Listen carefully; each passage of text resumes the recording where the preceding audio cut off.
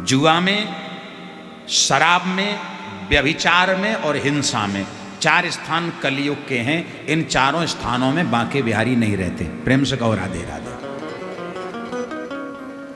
जहां जुआ खिलता है वहां कितनी भी पूजा भक्ति आप करो, आपके घर में सुकून शांति नहीं रह सकती।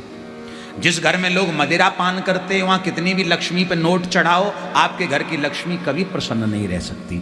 तीसरा, जहां व्यभिचार होता है ऐसे घर में कभी भी लक्ष्मी का वास नहीं होता। और जहां लोग जानवरों की हिंसा करते हैं, बोले तो नॉनवेज खाते हैं, ऐसे लोगों के यहाँ ठाकुर जी कभी विराजमान होते ही नहीं हैं। बोलो राधे राधे। इसलिए 4 स्थानों से हमको दूर रहना चाहिए। अब बहुत से लोग तो कान में अंगुली डाल लेते हैं इस समय। क्या सुना रहे महाराज जी, ये तो अब आपकी नहीं बात कर रहे। कई जगह हमने देखा जब ये कथा हम सुनाते हैं प्रसंग तो लोग यूँ रख लेते हैं। क्यों?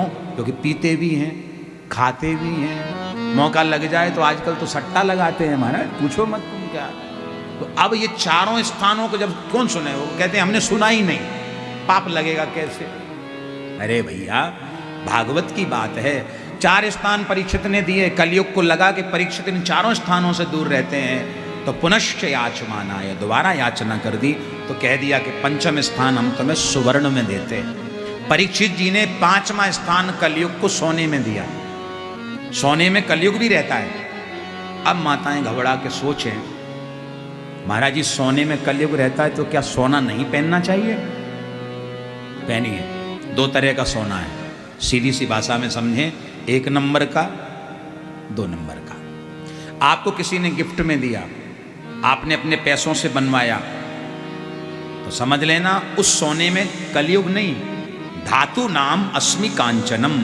भगवान कहते हैं कि धातुओं में मेरा स्वरूप सोना है, मैं सोना हूं। तो भगवान सोने के रूप में रास्ते में जा रहे हैं, पड़ा हुआ सोना मिल जाए, कोई किसी का चुरा के लाए, कोई किसी का छीन के लाए, उसमें कलयुग का वास है। ऐसे सोने का प्रवेश घर में नहीं होना चाहिए। तो एक दिन परीक्षित ने अपना राज खजाना खोला, सोने का मुकुट देखा, तो परीक्षित जी ने उसको सिर पे बांध लिया। ये छीना हुआ मुकुट है, परीक्षित के दादा भीमसेन जी जरासंध का मुकुट छीन के लाए थे, खजाने में जमा कर दिया था। 2 नंबर का सोना है, परीक्षित ने सर पे बांध लिया, कलयुग सर पे सवार हो गया। परीक्षित शिकार करने गए, जंगल में भूख प्यास लगी बड़ी तेज। समीक मुनि के आश्रम पे निवेदन किया जाके, तो महात्मा जी भजन कर रहे थे, महात्मा जी ने सुना नहीं। परीक्षित को क्रोध आ गया, तो वहीं एक मृतक सर्प पड़ा हुआ था। परीक्षित जी ने उससे बाण से उसको उठाया है और समीक मुनि के गले में पहना दिया कि महाराज डर जाएंगे तो आंखें खोल लेंगे, हमें जलपान कराएंगे। पर महाराज ध्यान में थे, उनको होश नहीं था। मृतक सर्प गले में डाल के परीक्षित वापस आए हैं राजमहल में, अपना मुकुट उतार के रखा। परीक्षित को ज्ञान हुआ कि मैंने आज अपराध कर दिया। और इधर ऋषि कुमारों ने जाकर के समीक पुत्र श्रृंगी से, जो कौशिकी नदी में स्नान कर रहे थे, कहा कि भैया तुम्हारे पिता के गले में राजा परीक्षित ने सर्प डाल दिया है। तो कौशिकी नदी का जल हाथ में भर के ब्राह्मण बालक ने, ऋषि कुमार ने, श्रृंगी ने परीक्षित जी को श्राप दे दिया। इत लंघित मर्यादम तक्षक सप्तमे हनि दंघयत्मिष्म कुलांगारम नोदितो में तदद्रुहम। आज के 7वें दिन तक्षक नाम का सर्प परीक्षित को दंशन करेगा, परीक्षित की मृत्यु हो जाएगी। परीक्षित को पता लग गया, तो इन्होंने अपने पुत्र जन्मेजय को राजगद्दी दे दी और सारा राजपाट छोड़ करके गंगा किनारे, उत्तर प्रदेश में जिला पड़ता है मुजफ्फरनगर, मुजफ्फरनगर से 20-25 किलोमीटर एक स्थान है शुक्रताल, जहाँ गंगा जी का पावन तट है। ऐसे शुक्रताल नाम के स्थान पर परीक्षित जी आए हैं। 7 दिन में परीक्षित की मुक्ति किस प्रकार हो कोई नहीं बता पाया।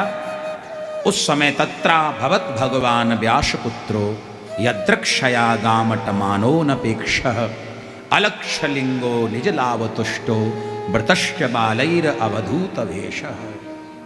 स्वयं भगवान ही व्यास नंदन बन के सुखदेव के रूप में प्रकट हुए और सुखदेव जी का पूजन श्री परीक्षित जी ने किया और निवेदन किया कि गुरुदेव अतः प्रक्षामि संसिद्धिम योगिनाम परमं गुरुम पुरुषस्येह यत् कार्यम म्रियमाणस्य सर्वथा।